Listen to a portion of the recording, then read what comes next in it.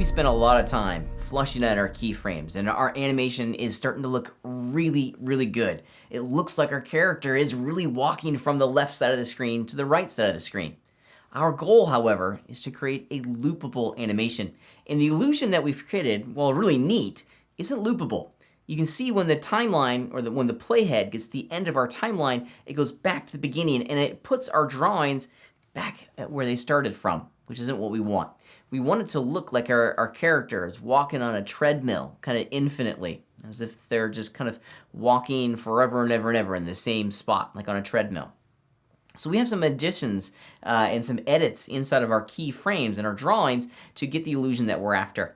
We're not going to go in and change any of the keyframes. The timing's good. The spacing of our keyframes is good. We've created the keyframe structure just quite wonderfully, but we need to make a small, quick change to the placement of our drawings within the keyframes to get the illusion that we're after.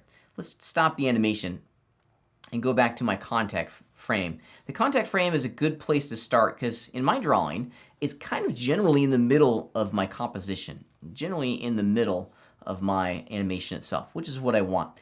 And I want to have all of these other keyframes be generally right in here.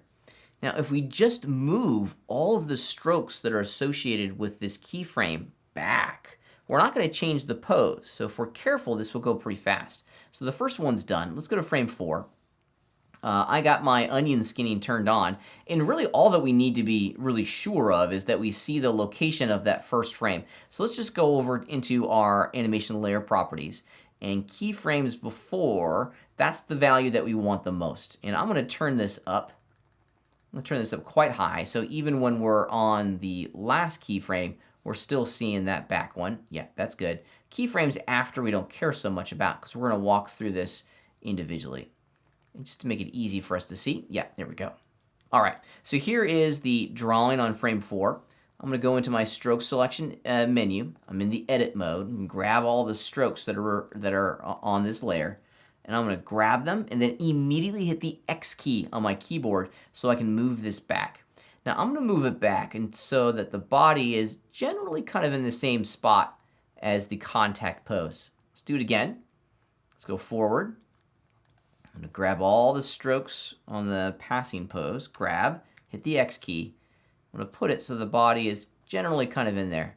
And I'm just going to rinse and repeat, going all the way through my animation. At the end of this process, what I'm going to have here is a loopable animation. Since my body is fundamentally not changing its general location, there's some small micro movements in there, which is just fine. It's going to look as though my character is sitting on a treadmill. It's easy to lay out and animate a walk cycle when we can physically take a step, when we physically can see where the character is going to go, animate the planting of the foot, lock that down, and then take the next step. But to create a loopable animation, we then go back in and adjust all of our drawings so that they're overlapping each other inside of the composition itself, something like this. And it just takes a second, luckily. And it's such an easy way to go in and create an animation. Okay, let's turn our onion skinning off and let's play it. Let's see what we get. And there it is. Now it looks like our character is just walking on a treadmill. And this is a great, easy method for us to create a loopable animation. There are no scene points. It doesn't look like the character is jumping back in time.